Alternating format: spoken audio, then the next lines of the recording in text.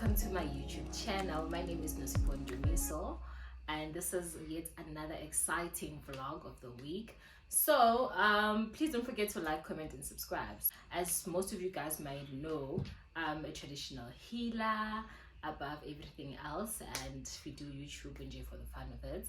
But today I'm just going to take you guys with me and see and get a glimpse of what really happens on the other side, because there's a lot of questions and curiosity coming from abantu that want to know, oh, Gogo, how are you able to do both the healing side of things? My husband right here is gonna ask me a few questions, and maybe which most people have asked me in the past or that want to know, and I'm gonna answer as best as I possibly can. Okay, so but if you guys have any more questions, please put them down in the description box below, and do enjoy this vlog. I'm gonna take you guys with me as I go to the river waterfalls with my spiritual siblings, and then later on was invited to Umgidi Wezangoma, which was so much fun. So but you guys will see all of that. Please don't forget to like, comment, subscribe and share the video. Enjoy. So the first question is, when did you know that you have a spiritual gift or a spiritual calling? I think I was back in high school, but I did not really know or understand what was happening, because I was going to church as per normal. So the church that I went to, or that I used to go to, it was Isonto, the Moya, I would say. So I got into a trance at church and I collapsed, I believe. Next minute I woke up and Batiki made a spiritual trance. So I don't really understand, because I was very young. I was like 16 years old, if not 15 at that time. So I did not really understand what was happening until, it's Hamba, and I think I was 18 when now things started getting like very intense on my side. I was like in matric, but I started, losing focus on a lot of things, started being sick, and there was happening, and then at church, because with our church was like an apostolic church, a prophetic church. So a prophet told me, Uti, this is the type of calling that I have, and still did not believe it up until I started having dreams. Pupa inyoka, pupa izangoma, and I did not really still understand it, because there was no healer that I knew of from both my maternal and paternal side, until you actually get to do your research and you find out and whatnot. And yeah, the rest was history, I believe. So but I will make, maybe I'll make get to know me tag of my spiritual side, where I get to answer many of the questions on how I actually started the whole thing, the whole journey. But just to give you a glimpse, yes, I was at church and then got prophesied in Jalo, okay, I've got a calling, started being sick, and I had no choice but to accept it, because my life was going downhill. So what made you to finally accept your calling? As I said, things are not going well for me, right? And not even just the financial side of things, but even health-wise. I was always sick to a point where I could not even get out of bed. I could not walk, I could not eat. At some point I had lost so much weight, and I had lost so much weight, and I would go to doctors and they would just say, oh, you've got appendix, oh, you've got ulcers, oh, you've got this. But I think there wasn't really a specific diagnosis. And then this other lady from church told me, if you're not going to accept your calling, so and now I was starting to be in denial, and I knew no, man, now I can see, so I just need to accept this thing, as much as I don't know what it is, but just so that I become okay, so that I live in and because so I just took a leap of faith and trusted God, and I'm a closet that I did not know of at that time. So yeah, that's what made me accept my calling, the fact that I was not okay health wise. Then the goa, so I ended up fail accepting my calling because I was just not okay. So now you well. Now, oh babe, now I'm well. The Bev says it Nah, all.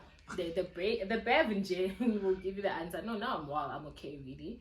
When I do get sick, it's like any other person. The person has a headache, if a person has flu, yes. But not a situation ukuthi ngiyagula but angazi ukuthi ngiphethwe yini. Because with the spiritual side of things, spiritual life, uzogula into engapheli, but you won't even know what's wrong with you. You will literally be on medication. There was a time where I remember I used to take anxiety pills, panic attack. So the next question is, for how long have you been a traditional healer, and how has the journey been so far?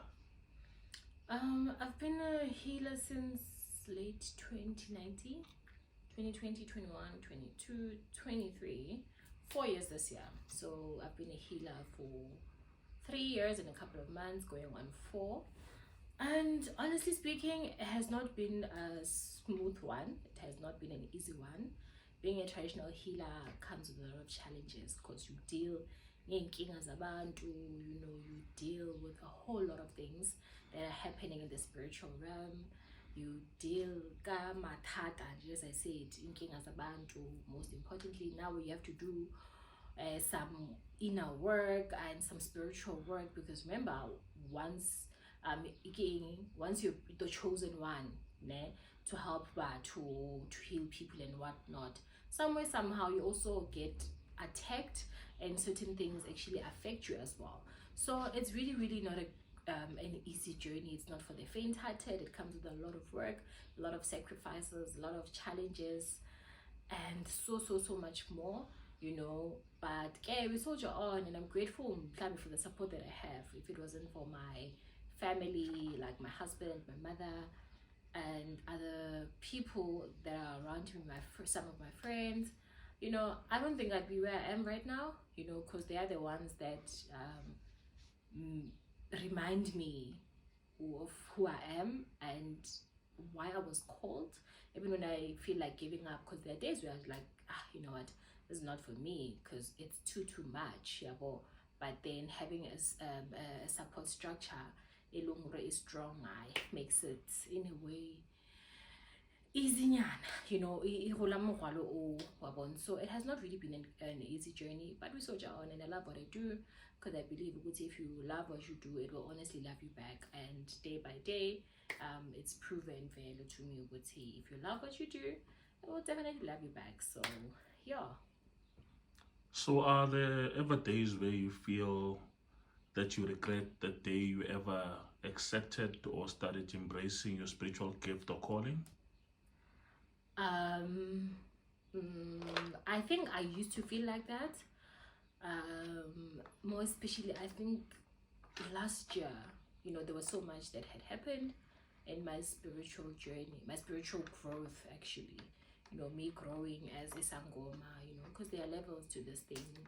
So I was like a normal sangoma, and I grew and kanjalo, and there was so much that had happened, and it was draining me both emotionally, physically, and spiritually, and it was bringing in a lot of angazi man kitaring netlisa manaba amangata bophelong baka, and a lot of things was just happening, and I just regretted accepting my calling, because there was so much that was happening in such a short space of time. There was so many challenges. There was this and that. No kopa kopa ni phela. So I just literally wanted to just let everything go and be like, you know what, this is not for me, and I am done. But honestly, not really, because I think even the challenges I'm able to in a way overcome them, even though it's not like really immediately, but at the same time I get to learn a thing or two from so I would say that was the only time where I in a way regretted having this gift or this calling, yeah. But rather than that, not really. I was actually saying, Guti, I'm glad I accepted my calling. If it was up to me, I would have accepted it sooner had I known. Yeah, but because now my life has changed so much tremendously. There was the positives literally outweigh the negatives, so I honestly don't regret it. And yeah, then nako eo fela, but I believe we would have to deal with that, with the situation, hence I felt that way ka nako eo. But now I'm good, we're good, we're growing, we're, you know, at peace, and yeah. Okay. We hear stories, you know, of people that go to initiation schools and they tell us of the experiences that they've gone to. In terms of some, they're abused at initiation schools. You know, some mistreated or ill-treated, if I may put it that way. How was your, you know, journey in terms of initiation school? And you also spoke about growth. You'll correct me if I'm wrong. When you spoke about levels and growth, I think you were referring to your growth as being not only a Gogo but now a Kobela, if I'm correct. So how has that been being a Kobela? So the first part of the question is how was initiation school, you know, and you know any fond memories of it. And then the second part of the question is actually you being a Kobela and a young Kobela, if I may put it that way. How has that been? You know, because when people speak of Kobelas, we're expecting Macris, I'm expecting Macris,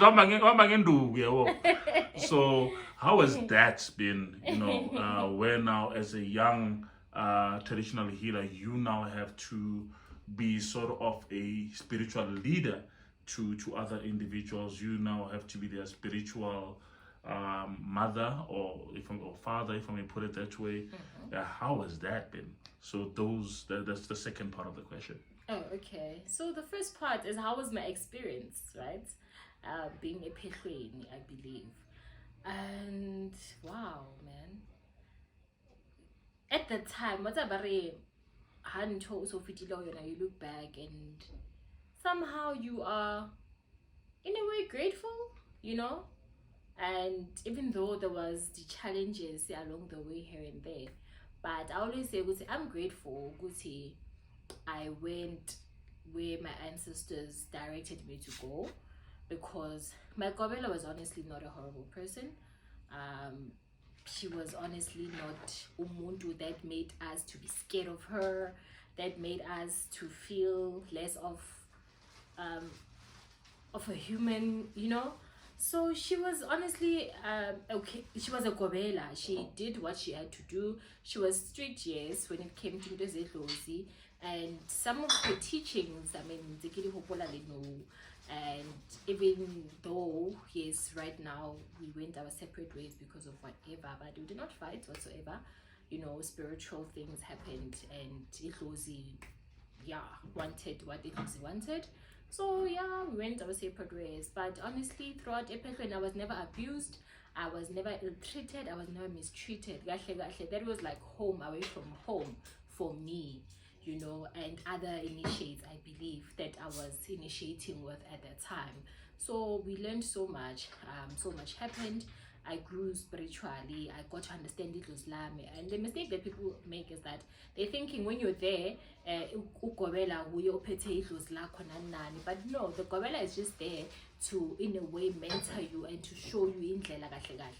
But kahle kahle idlozi lakho is the one that in a way initiates you. So when a person would come to say, hey, now my gobela, hey, did this, my gobela umvalile, hey, ugobela wenze in, you know, I find it in a way hard, you know, to the belief because I can't relate. But all I can say is that you allow it was Lako to take over. And that's what I did. I didn't put my Gobela first, I put my ancestors first. So Ena, she was there, yes, in the front. But she was the one, you know, in a way walking this journey with me. But I took instructions from my ancestors, not from her. Even Epekweni and even after Epeklo. And even now, you know, I take instructions from my ancestors. So people make the mistake of depending on Gobela for everything, and not really on their ancestors. But my experience was was a good one. And yeah, your memories. The memory that I remember is that there was this other muti that was used on us, right? If it was in form of punishment in a way. I'm sure other sangomas that will see this, they can relate. So what is ganama? So if maybe there was something that you did not do edlozini kahle or bakufihlele, because khona iy'mfihlo ey'khona ezibakhona, and awuthole imfihlo, hayi ungena ibhafu. Yes. So this one time our Gobela didn't tell us that she were being punished whatsoever. So besinomuthi esigeza ngawo ekuseni. So lo muthi lona vele besikha kanjalo and into our scoms, because our scoms is what you use mase ephehlweni. And now sathela vele futhi mina ngithele kakhulu laphayana. Little did I know that lo muthi lo obabayo lo, the one that's used to punish you and what was put in there. Wait guys, I had the longest 2-3 hours of my life, because it was 3 a.m. right? So actually 2:30. So after 2:30 we would sleep for like an hour or two and be up at like 5 o'clock. We could not sleep. After that bath, hararobala sale motho a ingwaya mmele kaofela, like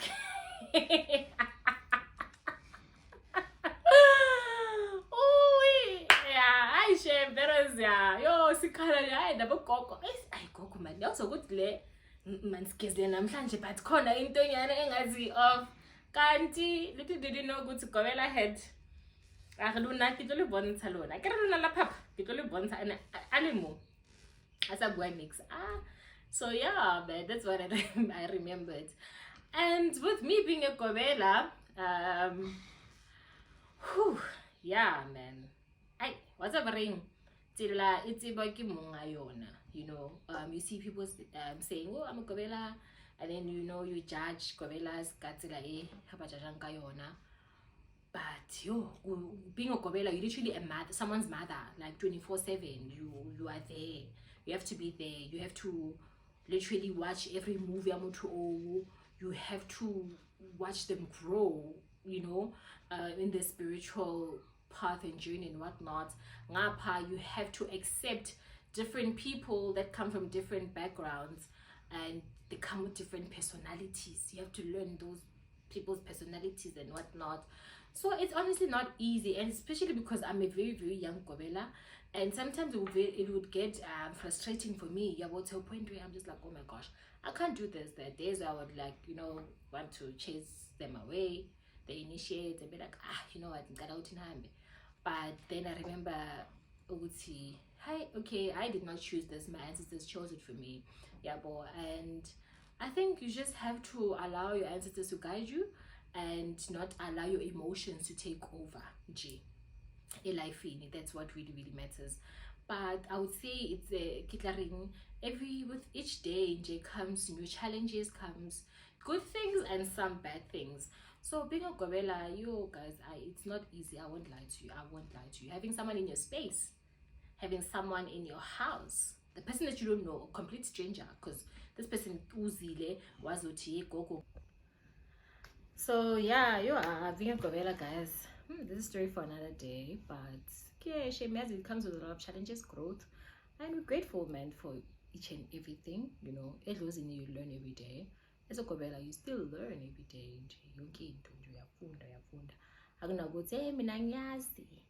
I've been doing this for 10 years, for 5 years, for 2 years, for 3 years, or what? Because you learn up until the end. So yeah. Okay, so today's vlog, where are you taking us today? Alrighty, as I think I explained at the beginning of the video, I'm just taking you guys with me on my spiritual side, of things. I'm taking you guys with me to the waterfall because as a spiritual healer, it's very, very important, to go and connect to connect nethunya nedalwa.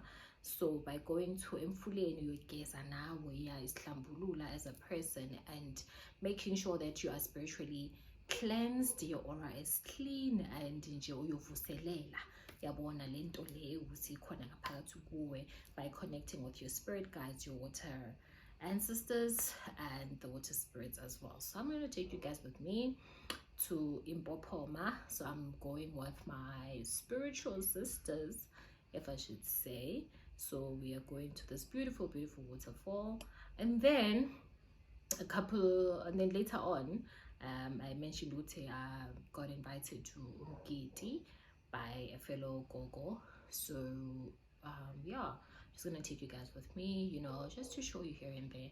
It's not like the deep details, but just so that you guys see when I say I am going to Mgidini, what I mean. When I say I'm going Mfuleni, what really goes down, what really happens, you know. So yeah, please don't forget to like, comment, and subscribe, and share some love. Ask questions, you know, in the comment section below. And I hope you guys enjoy this vlog, and yeah, I'll catch you guys on the next one. Mwah.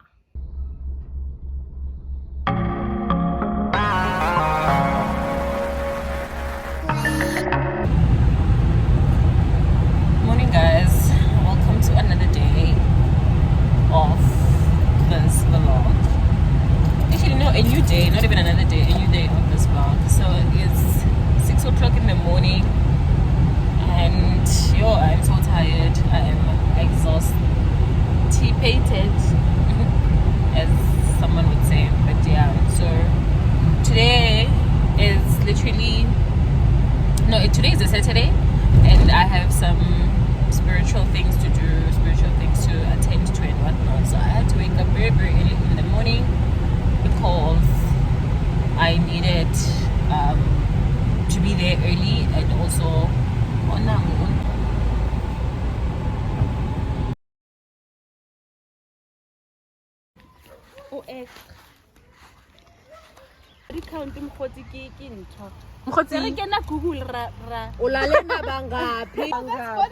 say hi guys. Ngizonifaka kuma YouTube channel. Hello, bye bye.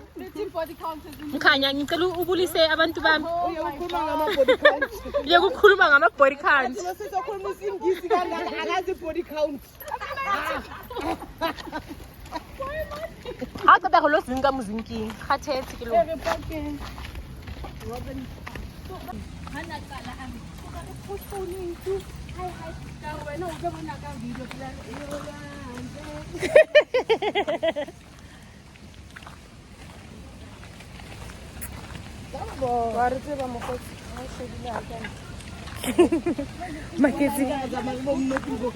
Yo, so we just got to the river, and one thing about Lomfulalo, Rajgwala San.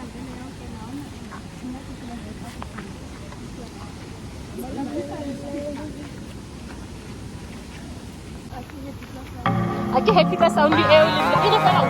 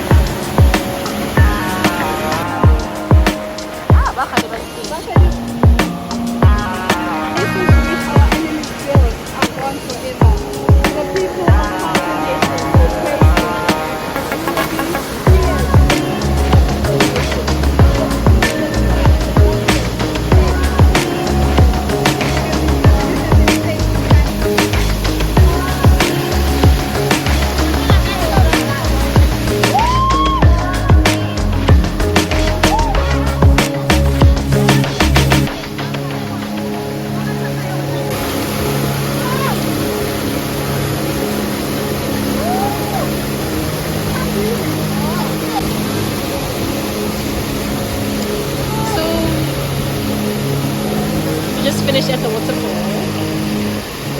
It's so gorgeous.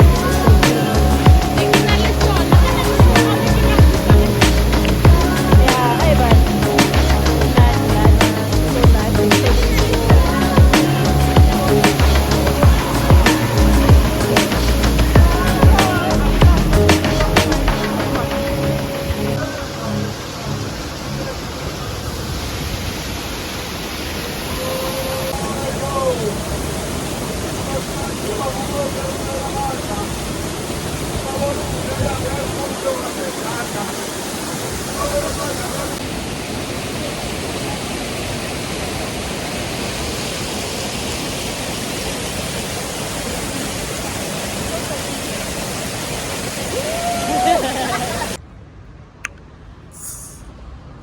Bibo. Hi, Mkanya. Say hello. Hello. Oh, it's a video. Yeah. In my mind, it's a picture. It's a picture. A photo. We're taking a bit. Mpotsi, Why hello. is it so red, or is it the? I'm so kidding. Black. Why am I orange?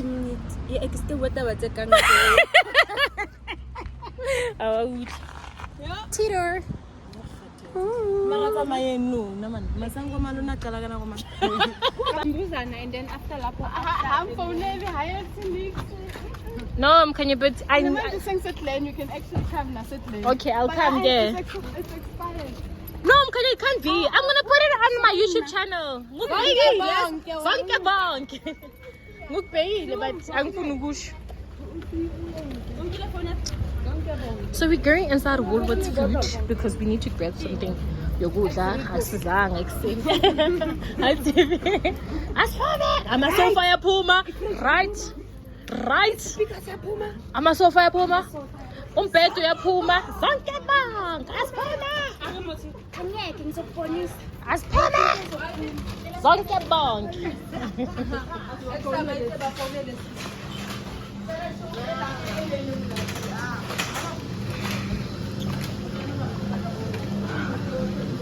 Angikathola water or something. No, namanje nje kelapida tseba bota batsa di water. Okay. Ati bula ukuthi